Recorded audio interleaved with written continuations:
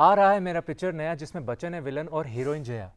जब मैंने अंबानी को साइन किया हम दोनों ने बैठकर राइम किया। अरे मैं एक्टर नहीं क्रिकेटर भी हूँ, मैं तो कोहली से बेटर हार्ड हिटर भी हूँ। गांगुली ने देख के मुझे शाउट किया जब मैंने सचिन तेंदुलकर को आउट किया। भाई ये तो है मिस्टर फेकू, लेकिन हम आपको मिलवाएंगे अब एक ऐसे खास मेहमान से जिन्होंने फेंके हुए हर एक सवाल पर मारा है छक्का, है ना। और हम अगर बात करें इस शख्सियत की तो हम ये जानते हैं कि 5 साल की उम्र में ही इन्हें खिताब मिल गया गूगल बॉय का। वाह, और इनका आईक्यू नियर परफेक्ट है। एक्चुअली जब ये छोटे थे गूगल ने भी इनकी बातें सुन के सोचा कि मेरे को भी अपडेट होने की जरूरत है। तो चलिए मिलते हैं गूगल बॉय कौटिल्य पंडित से।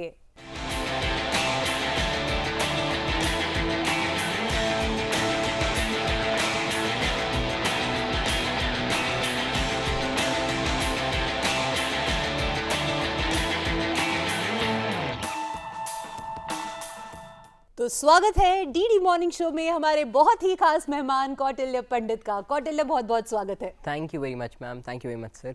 और आज यहाँ पर आके और आप सभी के साथ रूबरू होकर मेरे को बहुत ही अच्छा लग रहा है और बहुत ही एक्साइटमेंट के साथ आज हम थोड़ी बहुत बातचीत भी करेंगे लगता है। भाई एक्साइटेड तो हम भी बहुत है।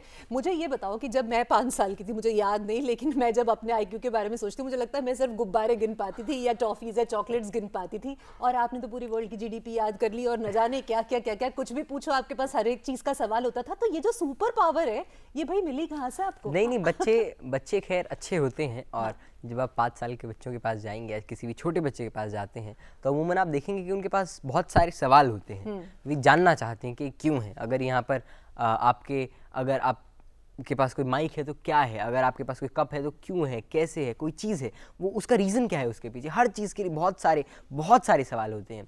और जैसे जैसे धीरे धीरे बच्चों को उन सवालों के जवाब मिलते हैं उससे उनकी क्यूरियोसिटी थ्राइव होती है। और मैं भी देखता हूँ बच्चों को, बच्चे बहुत अच्छे होते हैं और आप भी बहुत अच्छी रही होंगी, वो तो आप बस अभी थोड़ा हम्बल हैं वरना बच्चे बहुत अच्छे होते हैं। और बस ये है कि अगर बच्चों के सवालों को उनको जवाब मिले, उनको थोड़ा प्रोत्साहन मिले तो फिर बच्चे खुद ही एक्सप्लोर करते हैं, अपने एनवायरनमेंट से सीखते हैं। और जब सारी चीज़ें उनको नेचुरली आने लगती हैं तब चीज़ें आसान लगती हैं और फिर आपको लगेगा कि नहीं अरे ये बच्चा तो बहुत कमाल है। लेकिन वाकई कमाल तो खैर सभी हैं। और अगर क्यूरियोसिटी को, या अगर कोई बच्चा मानी खेल में अच्छा है, अगर उसको इनिशियली ही एनकरेज किया जाए तो आप देखते हैं कि कम उम्र से ही बच्चे कुछ स्पोर्ट्स के अंदर बहुत अच्छा करते हैं। तो ये फील्ड टू फील्ड वैरी करता है। और जो व्यक्ति भी मतलब पैशनेट होकर और खुशी खुशी चीज़ों को करेगा और तो वो अच्छा करेगा। इसमें there's no miracle in it, I believe।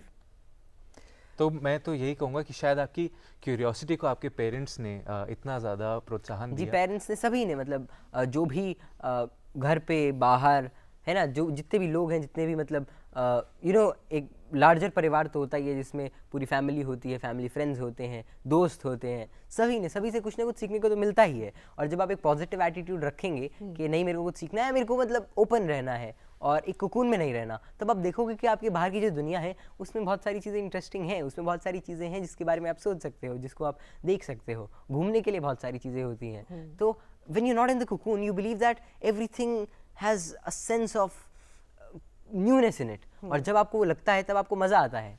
हाँ, इतना तो खैर है ही जी। पर जैसे पुलकित ने कहा कि आपके परिवार वालों ने भी आपको बहुत प्रोत्साहित किया होगा, आप अपने दादाजी से बड़े इन्फ्लुएंस। जी बिल्कुल, मेरे दादाजी, पापा जी, मम्मा, चाचा जी, पापा जी, सभी लोग, मेरी सिस्टर्स भी हैं।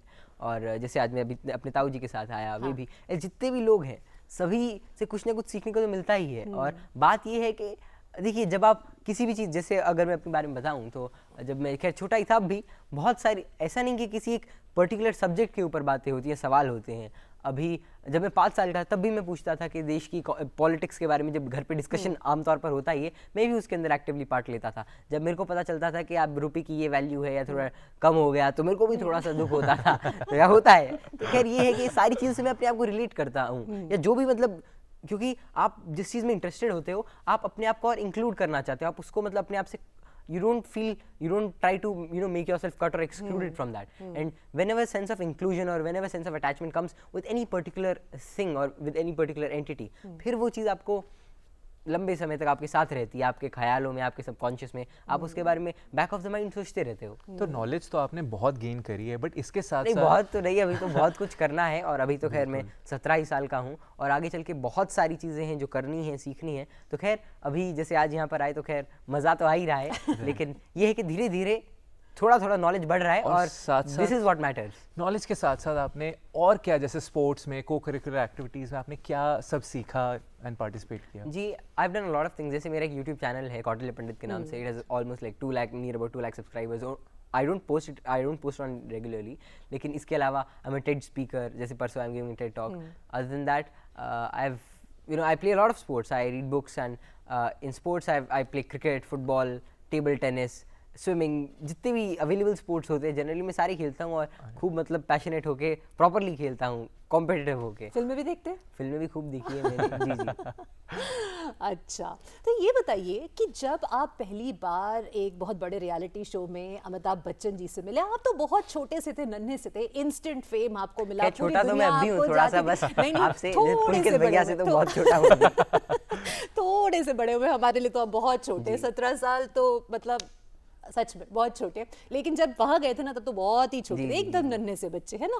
तो इंस्टेंट फेम, इंस्टेंट नेम, और उसके बाद एकदम से आप सेलिब्रिटी बन गए, तो मजा तो खैर बहुत आया होगा, लेकिन क्या कभी कभार उसका खामियाजा भी भुगतना पड़ा कहीं पे कुछ?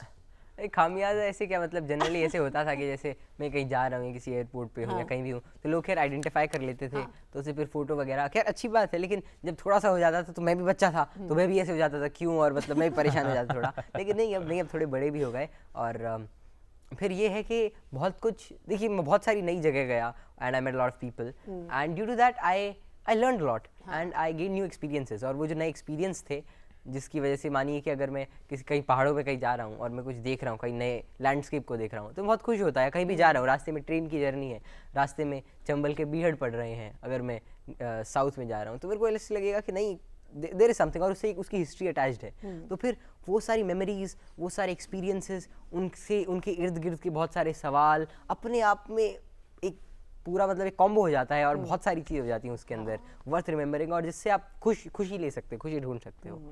तो आज जैसे international day for biological diversity भी है, और आज के दिन खासकर जब आपने प्रकृति की बात की है, तो मुझे ऐसा लगता है कमिंग फ्रॉम कौटिल्या एक ऐसा संदेश होना चाहिए सभी के लिए, क्योंकि देखिए आप फिजिक्स पढ़ रहे हैं, आप कुछ ही दिनों में ऑक्सफोर्ड भी जाने वाले हैं, तो विज्ञान के प्रति और साथ में समाज के प्रति, दोनं के ही प्रति आपका बिल्कुल। तो इस वजह से मैं ये जानना चाहती हूँ कि आज के दिन क्या खास संदेश रहेगा आपका? खैर देखिए, बायोडाइवर्सिटी एज इट मेंशन, वो तो एक इंटीग्रल पार्ट है ही इस पूरे समग्र जीवन का, क्योंकि आपने पहले भी बताया कि परस्पर हम सभी की एक दूसरे पर निर्भरता तो है ही, सारी स्पीशीज़ की, सभी इंसानों की तो है ही, हर चीज़ की है। तो इसके लिए अगर बायोडाइवर्सिटी या इस फील्ड में अगर मैं बात करूं, तो मैं अपने से ज़्यादा अपने पिताजी, अपने I like to give a instance of life about my father. तो हमारे घर के पीछे लगभग काफ़ी सारी जगह है, जिसके अंदर पापा जी ने लगभग 6-7 साल पहले खुद से ही पता नहीं बहुत सारे फलों के पेड़, सब्जियां और बहुत सारी चीज़ें लगाई। अब उसका रीज़न ये था कि, है ना, एक तो होता है कि आपके जो फूड है उसकी जो क्वालिटी है, अगर आप, क्योंकि आजकल जो मार्केट में फूड है, क्योंकि इतनी सारी डिमांड है, तो उसके अंदर पेस्टिसाइड्स और इंसेक्टिसाइड्स वगैरह तो होते ही हैं। So my father, like his effort is worth, it's very commendable what he has done. तो आप भी, खैर मेरा गांव कोहंड है और कोहंड करनाल में है, तो जब भी आपका चक्कर लगे तो आप देख सकते हैं, हमारे पीछे छोटा सा बाग है, वहाँ पर अभी थोड़े समय पहले तक आड़ू थे, अभी छोटे छोटे सेब भी लगे हैं, और ये खैर हद की बात है कि हरियाणा के अंदर सेब भी हो रहे हैं। तो आप आ सकते हैं, तो थोड़े ले भी सकते हैं। और तो हम लोग कब इनवाइटेड है, डेट और टाइम बता दो ताकि हम आए और उसके बाद बढ़िया से सारे फल खाएं। सारे फल खाइए, सारी सब्जियां लीजिए, और अभी बेल पत्र भी लगे हुए हैं, उसका अभी गर्मी है तो बेल का जूस बना के देखिए, बनाकर मैं बहुत अच्छा बनाती हूँ। अरे वाह, मैं बना दूंगी। फिर तो उसकी भी अब तो ह्यूमन रिसोर्स की भी कभी नहीं, मैं और भैया आ जाएंगे आपके पास। अच्छा, मतलब पहले हम आपके पास आते हैं, फिर सत्या के पास जाएंगे? नहीं, आप साथ में लेके आ जाना। ठीक है, तो आप अब मैसेज दे ही रहे हैं, तो मैं ये भी जानना चाहूँगा कि आप अपने ही जैसे, आपने अभी 12th खत्म की है, 10th 12th के बच्चों के लिए आप क्या मैसेज देना चाहेंगे कि वो आगे कैसे अपने आप को इम्प्रूव करें और इस प्रेशर को हैंडल करें?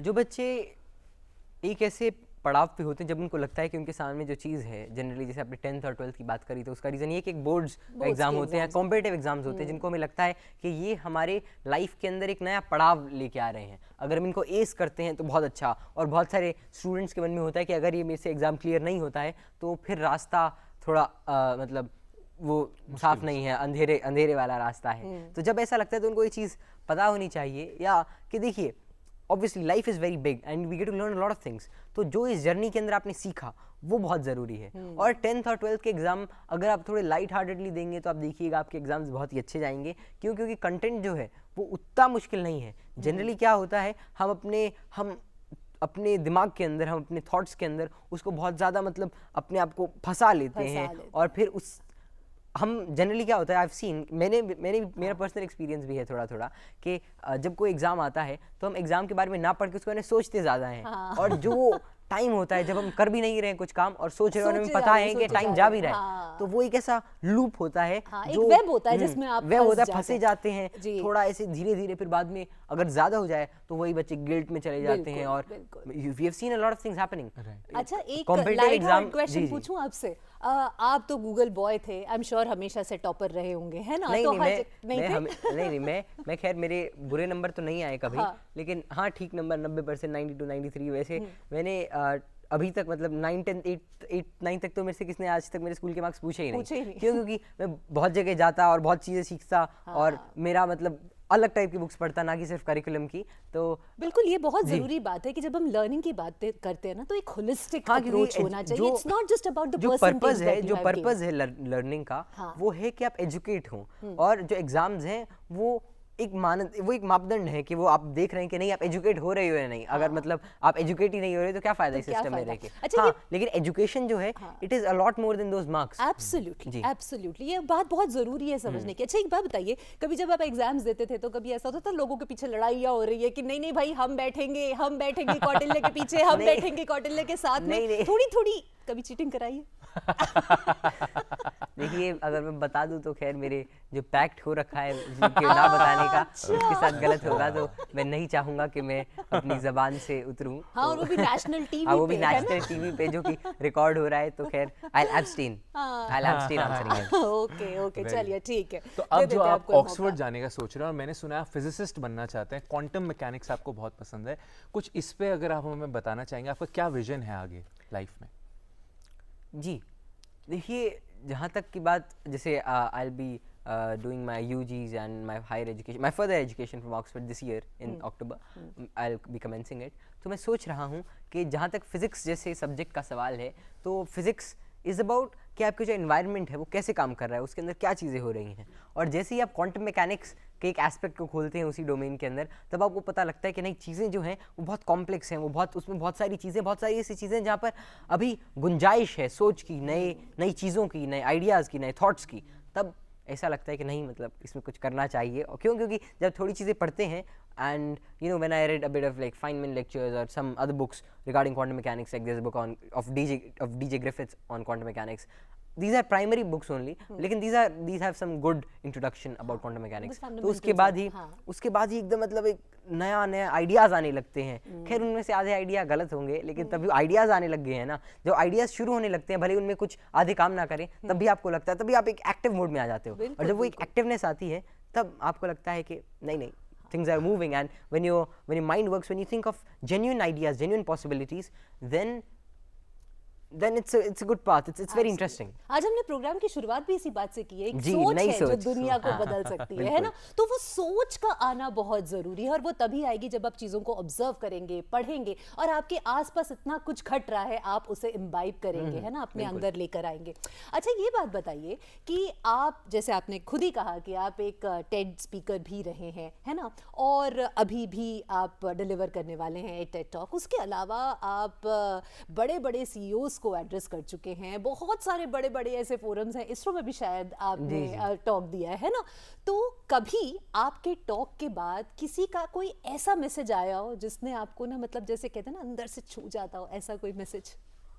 देखिए, मैं कहूँगा कि मेरा सौभाग्य रहा है कि ऐसे कई सारे इंस्टेंसेस रहे जब लोगों ने मेरे एक्सपेक्टेशन से या जनरल से बहुत ज़्यादा प्यार दिया, आशीर्वाद दिया, खैर क्योंकि आप जब देखते हैं कि मतलब people are, you know, there are a lot of good people out there, and the fact is that I believe that in society there are a lot more number of good people, and it's just that they're not highlighted as much, and it's very, you know, sometimes it's very subtle when you get genuine blessings or genuine affection from people you don't know. So I've seen many different on many different occasions. जैसे एक बार मैं असम गया हुआ था, कई साल की बात है, और फिर हम असम से आ गए, एक लंबा चौड़ा कई 4-5 दिन में रुका, तो फिर पता चला अगला रक्षाबंधन हुआ, तो असम से ही वहीं पर एक कार्यक्रम में लोग थे, एक दीदी थी, वो मैं उनसे मिला नहीं था, वो पीछे कहीं बैठी होंगी, एक ऑडिटोरियम में एक फंक्शन था, तो फिर उन्होंने मेरे को राखी भेजी, और उन्होंने कई साल तक राखी भेजी, उनके लेटर भी आ रहे उसके साथ, तो बहुत ही अच्छा लगा, and it's genuine and it's very lovely. जी, आपकी बात सुन के ऐसा लगता है आपको पर्सनल टच, एक तरीके से आप फैमिली के साथ रहते हो, लोगों की अहमियत आपको समझ आती है। आपने कभी ऐसा सोचा है कि मुझे एंटरप्रेन्योर बनना चाहिए? हाँ, खैर मैं खुद में सोचता सारी चीज़ें हूँ, और I don't shut possibilities down, and well I have lot of things in mind, and let's see, क्योंकि entrepreneurship is, I believe that you know, doing something on that scale, it should be when it has a vision behind it, or I have some motto, or I have something to deliver, है ना? I don't want to create something which is already there and try to make it more efficient, or you know, create a chain out of it, but I'd rather think that, you know, something groundbreaking, something path breaking, that if it can be employed, if it can be capitalized on, there's no harm in it, और उससे जब, क्योंकि India needs some new innovative entrepreneurial minds, and it's the necessity of the time. तो देखते हैं आगे चल के, अभी तो खैर कारवां शुरू हुआ है, लेकिन मैं आपसे बात करूंगा इसके बारे में। लीडरशिप क्वालिटी है आप में, क्योंकि लोगों को समझना, उनके साथ रहना, उन्हें चार्म कर पाना, यू नो, अपने एक पर्सनल टच दे पाना, ग्रैटिट्यूड देना, ये सारी चीज़ें बहुत इंपॉर्टेंट होती है एक लीडर के लिए, जो आप में है, विच इज अमेजिंग। तो ऑल द बेस्ट। कौटिल्य, एक चीज़ मुझे आप बताइए कि इतना सुंदर आपका नाम है कौटिल्य, इसमें मैं मानती हूँ कि आपका तो इसमें कंट्रीब्यूशन नहीं है, आपके परिवार का है जी, जिन्होंने इतना सुंदर नाम रखा, लेकिन वो कहते हैं ना कि जो लोग अपने नाम को चरितार्थ करते हैं, नहीं खैर अभी अभी मैं चरितार्थ करने से तो खैर बहुत दूर हूँ, उस राह पे तो चल पड़े। अच्छी बात है, क्योंकि देखिए जहाँ तक कौटिल्य जी की या चाणक्य जी की बात है, तो उनका जो कंट्रीब्यूशन है इस ह्यूमन, एक तरह से देखिए तो भारत के जो एक इंडिक रेवोल्यूशन के अंदर, एक इंडिक स्कूल ऑफ थॉट के अंदर, वो बहुत ज़्यादा है, और एक नए ही काल की उन्होंने नींव रखी, अगर वो मौर्य वंश की बात हो, या उनके जो आइडियाज़ हैं वो आज भी, जैसे कि चाणक्य जी को, you know, they call him the like Machiavelli of the east, but rather Chanakya, like Machiavelli should be called Chanakya being so he predates him long ago, और चाणक्य का कुछ कंट्रीब्यूशन है इस पूरे धरा पर वो बहुत ज़्यादा है, वो ग्रीस तक भी फैलता है, यहाँ तक जाते हैं, अगर आप पटना से चलिए और तक्षशिला होते हुए आप एथेंस तक जाइए, उनका प्रभाव तो रहा ही है। तो जब हम भारतीय, अगर हम ग्रंथों की बात करें, शास्त्रों की बात करें, तो संस्कृत का जो रिक्त है उसमें आपको न जाने कितने हीरे और मोती मिलेंगे, तो कभी कोई ऐसा ग्रंथ जो आपको लगता हो कि हाँ ये मेरे लिए एक इंस्पिरेशन है? मैं जानती हूँ कि आप बहुत पढ़ते हैं, आप बहुत जानते भी होंगे, लेकिन कोई एक ग्रंथ की अगर हम बात करें।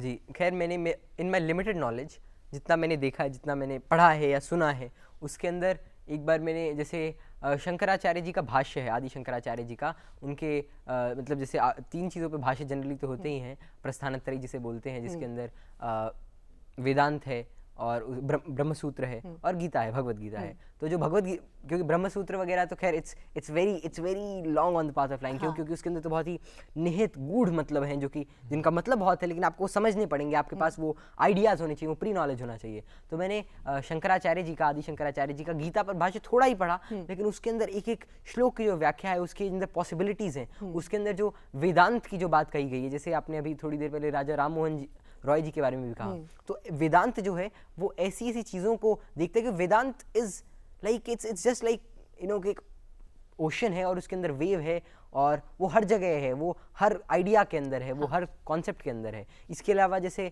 दृग्दृश्य विवेक है स्वामी विद्यारण्य का, और बहुत सारी ऐसे ऐसे ग्रंथ हैं अलग अलग, बहुत सारे स्तोत्र हैं। देखिए जब आप स्तोत्रों की भी, जैसे राम भुजंग प्रयात स्तोत्र की भी अगर आप व्याख्या सुनते हैं, अगर आप उसके बारे में कुछ जानना चाहते हैं, तो एक एक चीज़ के अंदर उससे निकलते हुए बहुत सारे मतलब हैं, उससे निकलते हुए बहुत सारी आइडियाज़ हैं, पॉसिबिलिटीज़ हैं।